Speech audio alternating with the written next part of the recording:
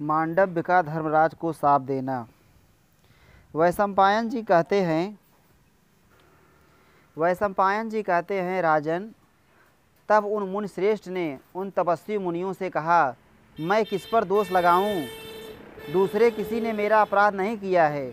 महाराज, रक्षकों ने बहुत दिनों तक उन्हें सूल पर बैठे देख राजा के पास जा वह सब समाचार ज्यों का त्यों निवेदन किया। उनकी बात सुनकर मंत्रियों के साथ परामर्श करके राजा ने सूली पर बैठे हुए उन मुनि श्रेष्ठ को प्रसन्न करने का प्रयत्न किया।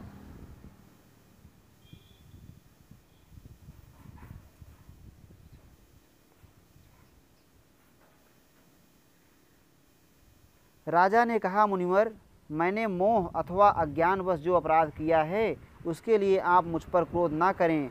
मैं आपसे प्रसन्न होने के लिए प्रार्थना करता हूँ। वैशंपायन जी कहते हैं, जन्मेजय, राजा के यूँ कहने पर मुनि उन पर प्रसन्न हो गए। राजा ने उन्हें प्रसन्न जानकर सूली से उतार दिया। नीचे उतारकर उन्होंने सूल के अग्रभाग के सहारे उनके शरीर के भीतर से सूल को निकालने के लिए खींचकर निकालने में असफल होने पर उन्होंने उस सूल को मूल भाग में काट दिया। तब से वे मुनि सूलाग्र भाग को अपने शरीर के भीतर लिए हुए ही विचरने लगे।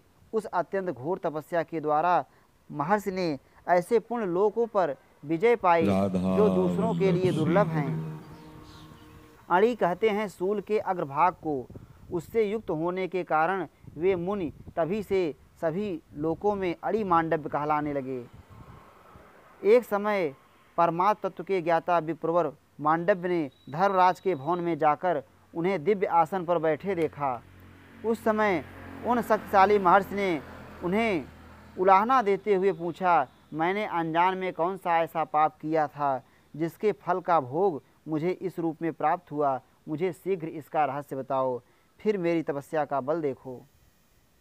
धर्मराज बोले, तपोधन, तुमने फतिंगों के पुच्छ भाग में सींग घुसेड़ दी थी। फतिंगों के पुच्छ भाग में सींग घुसेड़ दी थी, उसी कर्म का यह फल तुम्हें प्राप्त हुआ है। विप्र से जैसे थोड़ा सा भी किया हुआ दान कई गुना फल देने वाला होता है, वैसे ही अधर्म भी बहुत दुख रूपी फल देने वाला होता है। अणि मांडव्य ने पूछा, अच्छा तो ठीक ठीक बताओ, मैंने किस समय किस आयु में वह पाप किया था? धर्मराज ने उत्तर दिया, बाल्यावस्था में तुम्हारे द्वारा यह पाप हुआ था। अणि मांडव्य ने कहा, धर्मशास्त्र के अनुसार जन्म से लेकर 12 वर्ष की आयु तक बालक जो कुछ भी करेगा उसमें अधर्म नहीं होगा, क्योंकि उस समय तक बालक को धर्मशास्त्र के आदेश का ज्ञान नहीं हो सकेगा। धर्मराज, तुमने थोड़े से अपराध के लिए मुझे बहुत बड़ा दंड दिया है। ब्राह्मण का वध संपूर्ण प्राणियों के वध से भी अधिक भयंकर है। अतः धर्म, तुम मनुष्य होकर शूद्र योनि में जन्म लोगे। आज से संसार में मैं धर्म के फल को प्रकट करने वाली मर्यादा स्थापित करता हूँ। 14 वर्ष की उम्र तक किसी को पाप नहीं लगेगा, उससे अधिक की आयु में पाप करने वालों को ही दोष लगेगा।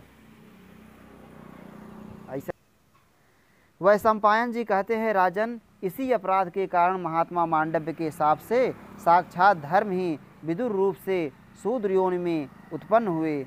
वे धर्मशास्त्र एवं अर्थशास्त्र के पंडित, लोभ और क्रोध से रहित, दीर्घदर्शी, शांतिपरायण तथा कौरवों के हित में तत्पर रहने वाले थे। इस श्री महाभारते आदि पर्वणि संभव पर्वणि अणि मांडव्य उपाख्याने सप्ताधिक शततमो अध्याय।